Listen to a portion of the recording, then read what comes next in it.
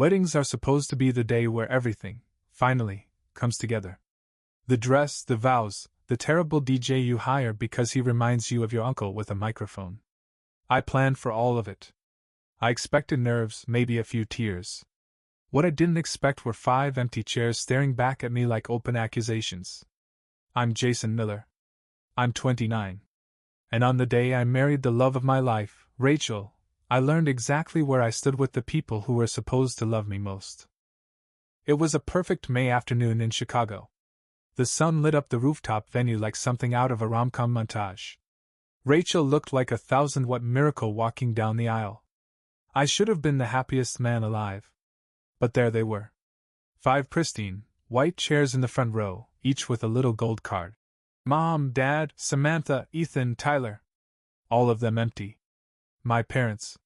My sister and her fiancé. And my best friend since the 5th grade, the guy who was supposed to be my best man. I'd saved a seat for each of them. Reserved their meals. Paid for their accommodations. Sent reminders. Triple confirmed RSVPs. They didn't even bother texting. I kept telling myself there had to be a reason. Delayed flight. Uber stuck in traffic. Someone got sick. Maybe Tyler had a family emergency. Maybe my dad's knee had flared up again. But by the time the music queued up and Rachel started walking down the aisle, the reality settled over me like wet cement. They weren't coming. I swallowed the lump in my throat. Rachel deserved my full heart, not a fractured one. So I smiled. I held her hand as she reached the altar. I whispered my vows like nothing was wrong. Like my mother wasn't supposed to be crying in the front row. Like my sister hadn't posted a photo just last week captioned, "Can't wait to see you walk down the aisle, big bro." Instead, Samantha and her fiancé were MIA. So were my parents. And Tyler, the guy who once tackled a kid in middle school for stealing my sandwich, hadn't even replied to my "See you Saturday" text. I got through the ceremony. Barely. The officiant pronounced us husband and wife, and the crowd erupted in cheers. I saw my cousin Emily in the second row, her eyes locked on mine, filled with something between sympathy and restrained fury. At the reception, I did what people like me are trained to do. I smiled. I laughed. I clinked glasses. I posed for pictures. Rachel's family was lovely, supportive, overjoyed. Her dad cried during his speech. Her mom hugged me so tight I thought she might have felt how hollow I was underneath the tux. Rachel noticed. Of course she did. She asked softly, "Still nothing?" I shook my head. Nope. We danced. We cut the cake. We even snuck off to the corner of the rooftop to eat sliders in peace. But through it all, I couldn't stop glancing at my phone. Still blank. No calls. No "sorry, we're late." No last-minute apologies. Just silence. When the night ended and we walked back to the suite hand in hand, Rachel kissed my cheek and whispered, "We made it. Just us." And that's when I started to realize maybe just us had always been enough. I just hadn't seen it clearly, until 5 empty chairs forced me to. The morning after our wedding, Rachel and I woke up in a hotel suite that still smelled like flowers and frosting. There were crumpled suits on the floor, a bouquet halfway out of a vase, and a fancy breakfast neither of us touched. I sat on the edge of the bed, scrolling through my phone. Still nothing from my parents. Nothing from Samantha. Nothing from Tyler. Then, right as I was about to put the phone down, a new message finally popped up. "Hey sweetheart, hope the wedding was lovely. We need to talk when you have a moment." That was it. No apology. No explanation. Just a message from my mom like she missed brunch, not her own son's wedding. I replied with one word. "Why?" A few minutes later, my dad responded. First time he texted me in weeks. "It's complicated, Jason. Samantha's fiancé's family flew in from New York and we couldn't be in 2 places at once. Hope you understand." Hope I understand. I showed Rachel. She stared at the screen like it was in another language. "They skipped your wedding, because of an engagement party? Not a wedding. Not a medical emergency. Not even a funeral. An engagement party. And not just any party, one Samantha had scheduled just 3 weeks earlier. After we'd already sent our invites. After we'd booked the venue. After my parents had RSVP'd. Yes. I didn't answer them. I didn't trust myself to. We flew to Mexico the next day for our honeymoon, but I carried that message like sand in my shoes. Every beach walk, every cocktail, every moment I should have felt joy, I kept replaying those words. We couldn't be in two places at once. As if they'd been forced to pick sides. Spoiler, they didn't hesitate picking hers. I'd been second place my whole life. Samantha was the golden child, the miracle baby, the one they had. After they learned how to parent better. I was the trial run. The kid who had to mow lawns and clean gutters while Samantha got dance lessons, new iPhones, and a literal pony when she turned 16. A pony. I didn't get a birthday cake that year because money was tight. When we got back from our honeymoon, I called my cousin Emily. She hadn't said anything at the wedding, but her eyes had, and I needed answers. She hesitated at first. Then sighed. Jason, they were never planning to come. What? They told everyone at the party you scheduled your wedding to upstage Samantha's engagement. I froze. That's a lie. We picked that date 6 months ago. I know, Emily said. I was there. I saw the invite list. But they said you moved the date out of jealousy. I didn't even know what to say. Jealous? Of what? Samantha getting engaged to a guy who wore loafers without socks and called himself an investor, without specifying what he actually invested in. Then she added, voice softer. Tyler told people you didn't even want him as best man. That's why he stayed away. That one hit worse. Tyler? The guy I trusted with every dumb secret?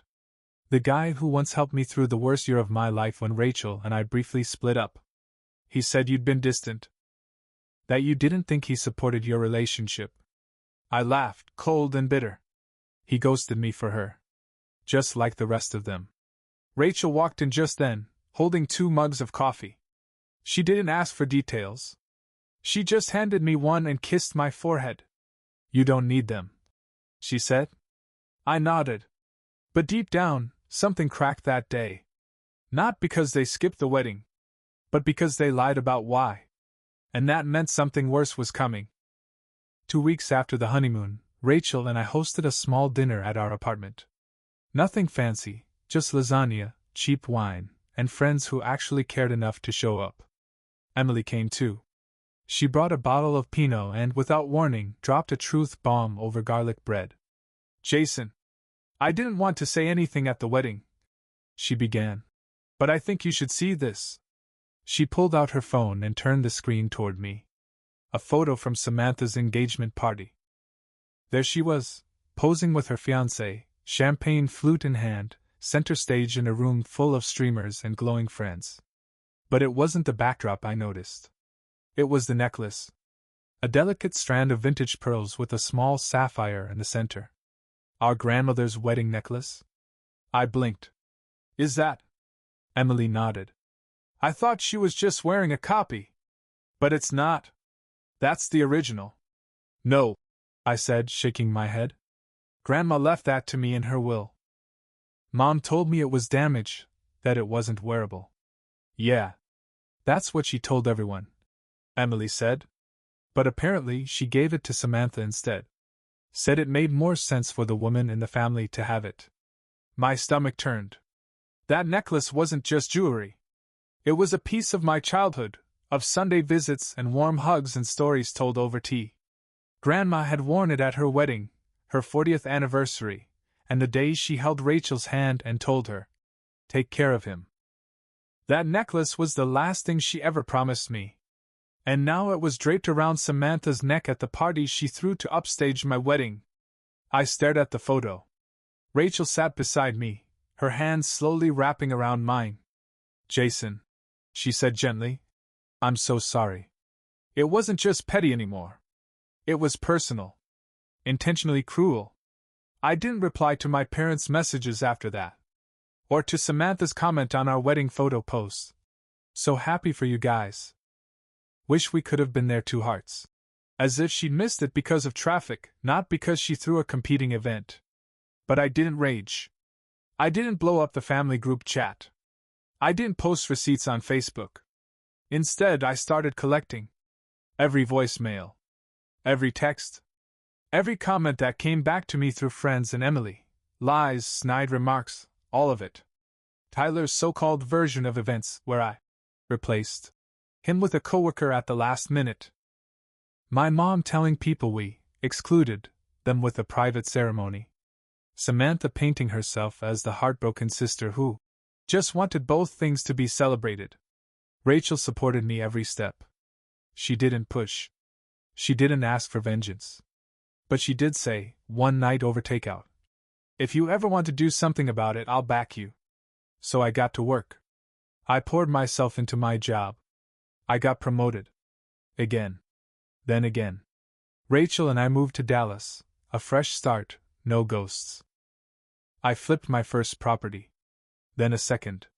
Within 18 months, I was running my own team and managing investment deals on the side. My parents never stopped pretending. Holiday cards arrived, signed, "Love, always." Samantha invited us to her bridal shower. Tyler sent a half-hearted, "Hope you're well." After 9 months of silence. I stayed silent. But not because I'd forgiven them. I was building something. Something real. Something strong. And I was going to make sure that when I finally said something, they'd have no way to lie their way out. By the time Samantha's wedding announcement dropped, a glossy card with gold leaf accents and a photo of her twirling in a vineyard like she invented wine, I had a folder on my desktop labeled, "In case they keep pushing." They did. The invitation was thick. Heavy cardstock, mailed in a matching box. "Please join us in Napa Valley for a weekend of celebration," it read. Like we were all still playing happy family and hadn't ghosted each other across multiple states. Rachel found it in our mailbox one afternoon. She opened it silently, held it up, and just said, "You think they sent this as bait?" I didn't answer. But I added it to the folder. At this point, I'd already spent almost 2 years building my life back up. New city. New title, Director of Strategy. New network of people who valued me for who I was, not who I was supposed to be. Rachel had launched her own event planning business, and was now booking clients faster than she could print business cards. We were solid. So when I got a call from Emily, the kind that starts with, "Please don't freak out," I didn't. I listened. "I found something in Grandma's estate files," she said. "An amendment to the will. Handwritten. Signed. Witnessed." I stopped pacing. "Go on. She did leave the necklace to you. But it also says may be worn by Samantha for her engagement party, with Jason's permission only." I blinked. "What?" "She borrowed it, Jason. She never owned it." My mouth went dry. And Mom never told me that part. Nope. But the document's real. I'm emailing it now. When I opened the file, I just sat there staring at Grandma's unmistakable cursive. My name. Samantha's. The date. The line that changed everything. To Jason, with love and trust. Samantha may borrow it, only if approved. I closed the file. Stood up. Looked around our home, everything we'd built without a dime of family support. And for the first time in 2 years, I didn't feel hollow anymore. I felt ready. Rachel walked in, holding a glass of wine, and raised an eyebrow. "You're doing the thing." "What thing?" "The I'm about to destroy someone's public image without raising my voice thing." I grinned. "Is it that obvious?" She nodded. "So, what's the plan?" "I want it back," I said. "The necklace." "And if they refuse?" I paused. "Then I'll show up with the legal paperwork." On her wedding day. Rachel didn't even blink. "Want help drafting the letter?" We called an attorney that week, a quiet, no BS guy named Charles who dealt with estate disputes and had a stare that could freeze lava. I gave him the document, the photo from Samantha's party, and copies of every message, RSVP, and calendar date proving we had scheduled our wedding first. He looked through everything, nodded once, and said, "We can issue a formal demand. If it's not returned, we escalate. I suggest timing it just right." Rachel smiled. "Oh, we will." 3 weeks later, I learned that Samantha's wedding was taking place at a vineyard estate in Napa, a weekend-long event, with a guest list that included influencers, a live jazz band, and one of those flower walls people use for Instagram. Perfect. We held off on sending anything. We waited. I kept my distance. And the whole time, my parents kept posting things like, "So proud of both our amazing children, and can't wait to watch our little girl walk down the aisle." Sure. Just not the first one, right? Rachel and I booked a dinner reservation in San Francisco for the same weekend, anniversary getaway. Conveniently located. Just in case anything needed to be delivered. When the final week arrived, I met with Charles one more time. He slid a folder across the table. Inside, a formal legal demand for the return of inherited property, notarized and supported by estate documentation. I held it in my hands. And smiled. Saturday morning in Napa Valley was too perfect. Clear skies. 76 degrees. That California breeze that makes you forget your problems, unless you're the one about to cause them. Rachel and I sat at a quiet bistro in San Francisco, sipping coffee and pretending to debate dessert. My phone buzzed. Charles had texted. "Letter delivered. Handed directly to venue coordinator." "Thanks," I replied. Rachel peeked over her sunglasses. "Do you think she's opened it yet?" I smirked. "Not yet. But she will. Probably while getting her makeup done." The demand letter wasn't aggressive. It was clean, concise, professional, but airtight. It cited the original estate documentation, included the line about borrowing with my permission, and gave a firm deadline. The necklace must be returned within 24 hours or legal proceedings would follow. A civil claim for possession of inherited property. Filed. Signed. Ready to go. We also, by pure coincidence, CC'd the venue's legal team, the event coordinator, and the security detail. Because nothing says, "Happy wedding day," like watching your planner panic mid-setup. I didn't have to wait long. At 2:14 p.m., Emily texted. "IT. Happened. Details," I wrote back. Samantha opened the letter while the makeup artist was doing her eyes. She screamed, knocked over a table, accused your mom of sabotaging her moment. The necklace got yanked off mid-freak out. Someone filmed it. It's chaos. I didn't respond. I just turned my phone toward Rachel. She raised her glass. To good timing. From what Emily later told us, the scene unraveled like a reality show on fast forward. Samantha, mid-prep, opened the envelope expecting some cute gift or card. Instead, a legal document with her full name, citing misuse of inherited property. She lost it. Not quietly. She screamed at my mother. "You said he didn't want it!" Then turned to her fiancé with tears and smeared eyeliner, demanding why he hadn't checked first. Then, in front of the photographer, the florist, and 2 bridesmaids holding bouquets, Samantha yanked the necklace off and hurled it onto the floor. Cracked a heel in the process. Someone's aunt gasped. A groomsman started filming. The planner called for a break. The jazz band kept playing like nothing happened. Meanwhile, Charles had ensured a copy of the letter made its way to the local press, specifically a journalist Rachel had once worked with for a nonprofit gala. The journalist, intrigued by the story of a disputed family heirloom, posted a vague but spicy headline that afternoon. "Vineyard wedding drama, legal battle over necklace interrupts ceremony." No names, but enough breadcrumbs for anyone local to start talking. By evening, a few tweets connected the dots. So did Samantha's face in the background of a now-deleted Instagram story, mid-yell, clutching her bare neck. Apparently, she still walked the aisle, but without the necklace. And with a scowl that didn't match the soft jazz playing behind her. Her guests smiled politely. Her Instagram followers speculated. Her in-laws? Furious. Word got back to Rachel and me that they were deeply embarrassed. Tyler, yep, that Tyler, tried messaging me later that night. Dude, was this really necessary? I didn't reply. I just forwarded his message to Emily with one word. Predictable. Rachel and I finished dinner. Ordered dessert. Took a walk through Chinatown. And later, while curled up in our hotel room, she asked softly, "You okay?" I thought about the necklace. The photos. The years of silence and gaslighting. And I said, "Yeah. For the first time in a while, I really am." Samantha's wedding ended in something she later called an intimate moment of reflection. Translation: she stormed out of her own reception 30 minutes after the cake was cut. The necklace was quietly returned, not to me, but to Charles, with a single-line email from her planner. "We are fulfilling the request. Please confirm receipt." No apology. No explanation. Just surrender. Charles confirmed the return and logged it. I didn't say a word. I wasn't looking for a thank you, just the truth to finally carry weight.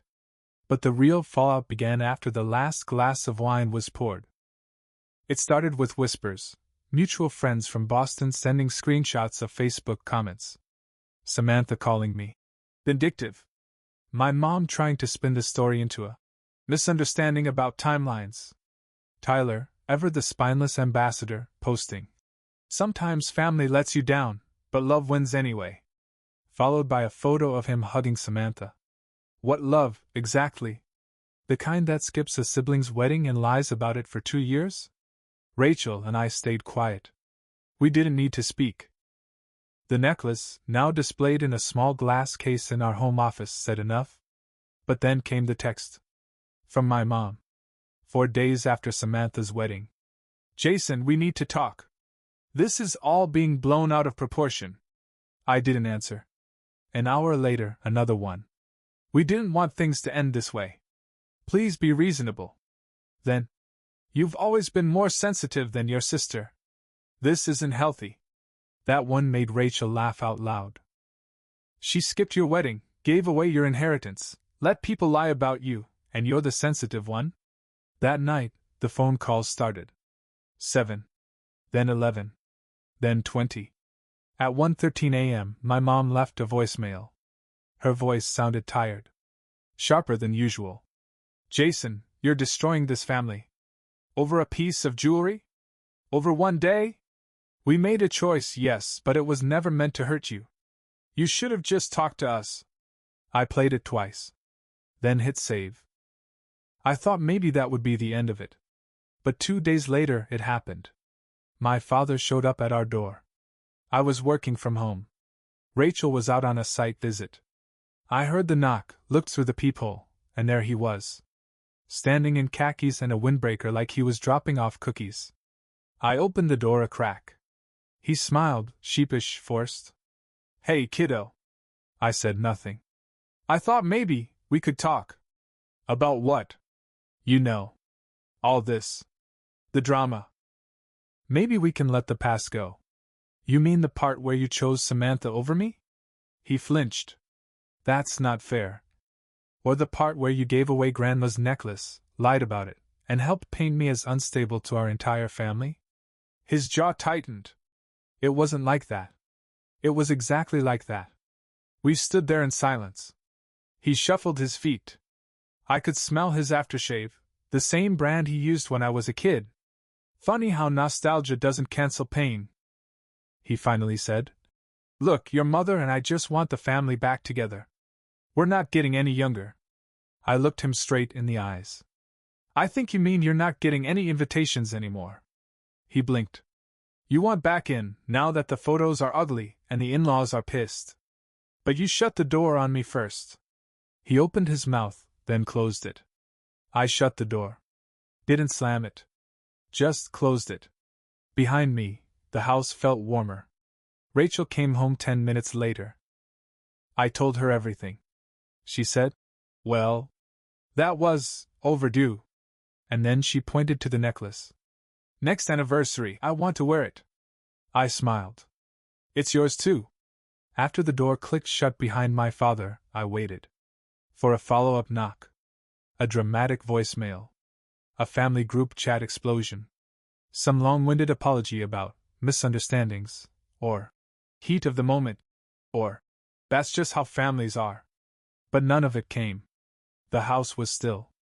The phone stayed silent. It felt weird. Then it felt good. For the first time in years, I wasn't waiting for a bomb to drop, a lie to catch up, or an apology to fall apart halfway through a sentence. The silence, at first unfamiliar, became a kind of music. The kind you only notice after a storm. Rachel and I got back to living. That was always the plan, to keep building forward, not backward. Her event planning business exploded after a viral TikTok from a celebrity client gushing about her flawless wedding magic. Suddenly she had a waitlist 3 months long and brides begging for cancellations. Meanwhile, I was promoted again, senior director. I led strategy for a national rollout, oversaw a hiring wave, and hit my personal savings goal 6 months ahead of schedule. I bought another property, a mid-century fixer in Austin I'd had my eye on for a while. It felt good to make decisions for me again. And that's when the offer came. A relocation package. San Francisco. Bigger scope. Higher pay. A chance to build a division from scratch. Rachel's eyes lit up when I told her, not because of the city, but because of the freedom. New coast, she said, sipping her coffee. Clean slate. We packed up in spring. Left Dallas with 2 moving vans and 0 regrets. San Francisco hit differently. Something about the fog in the morning and the sun by noon. We found a 2-story place in No Valley. Big windows, a tiny balcony, and just enough space for a life that no longer had to shrink around anyone else's expectations. I unpacked the necklace carefully. We kept it in a custom glass display, just as Rachel wanted. Not as a trophy, but as a reminder, some things you fight for because they matter, even when no one else believes they do. Rachel put her hand on my shoulder as I set the case down. It's not about the pearls, she said. I know. It's about the principle. That it belonged to you. And they knew it. And they did. The months that followed were oddly quiet. Samantha had vanished off social media for a while. When she returned, her tone had shifted. Less curated joy, more vague self-help quotes. No more mentions of her husband. Emily later told me they were taking time apart. Her in-laws had cooled off. And Samantha had stopped talking about starting fresh. And was now reevaluating priorities. A familiar code for things fell apart, and I'm trying to rebrand it. Tyler never reached out again. Not even a birthday text. Not that I was expecting one. He'd always been the kind of friend who disappeared the second the shine wore off. Some people mistake proximity for loyalty. I don't anymore. And my parents? Still nothing. No cards. No updates. No sudden confessions. Just the digital version of dead air. I wondered for a moment if it hurt them. If they sat at dinners and avoided my name. If Mom checked my LinkedIn in secret, trying to figure out where I went. If Dad told himself he did what he thought was best, while ignoring how deeply he'd failed me. I'll never know. But I've stopped needing to. Rachel and I celebrated our anniversary quietly. No pomp, no posturing. We dressed up, booked a rooftop dinner overlooking the Golden Gate Bridge, and clinked glasses under soft string lights. She wore the necklace. Not because of its history, but because it looked damn good with her dress. At one point, a young waiter, nervous but eager, asked, "Is this your first year together?" Rachel smiled. "Not our first year together. But our first year free." He blinked, unsure how to respond, then said, "That's the best kind." He wasn't wrong. Later, we walked hand in hand through the quiet city. Past a bakery where a family was mid-fight, a teenage girl shouting, a mom pulling out her phone, a dad trying not to be noticed. For a split second, I felt something tighten in my chest. Then Rachel's fingers squeezed mine. "Don't," she said softly. "You're here now. With me." I looked at her. At the necklace. At the life we built entirely without the people who were supposed to love us most. And I knew she was right. That was the final year I gave any part of myself to people who'd already sold me out. Not out of anger. Out of peace. 1 year later, to the day, Rachel and I were back in San Francisco. Same anniversary. Same restaurant. Same rooftop table, booked under the same alias because the hostess always forgot we'd been there before. She wore the necklace again. It shimmered in the candlelight, elegant and quiet. No longer a symbol of stolen inheritance, now a reminder of everything we'd reclaimed. Halfway through dessert, my phone buzzed. Blocked number. I didn't answer. Then it buzzed again. This time, a voicemail. And then another. Then a text, from a number I hadn't saved, but I didn't need to. The tone was unmistakable. Jason. It's Mom. Please call me. We need to talk. It's important. Rachel glanced at the screen, then looked at me. You good? I nodded. Better than ever. We paid the check and walked out onto the street, the air crisp and just a little dramatic, like it knew something had shifted. Later that night, after a bottle of wine and way too many photos on our tiny balcony, I finally listened to the voicemail. Mom sounded nervous. Forced calm. Hi, sweetheart. I know it's been a while. I didn't know if I should call, but your father's not doing well. And I thought maybe you'd want to know. Maybe we could talk. I deleted it. Then I opened my drawer and pulled out the last thing they'd ever sent me, Samantha's wedding invitation, still in its box. Thick, gold-trimmed. Pointless. I took the necklace off Rachel's neck, just for a moment, and set it beside the invite. One, they tried to erase me from. The other, they tried to steal. And both, in the end, meant nothing without me. I slid the drawer shut. Locked it. And never opened it again.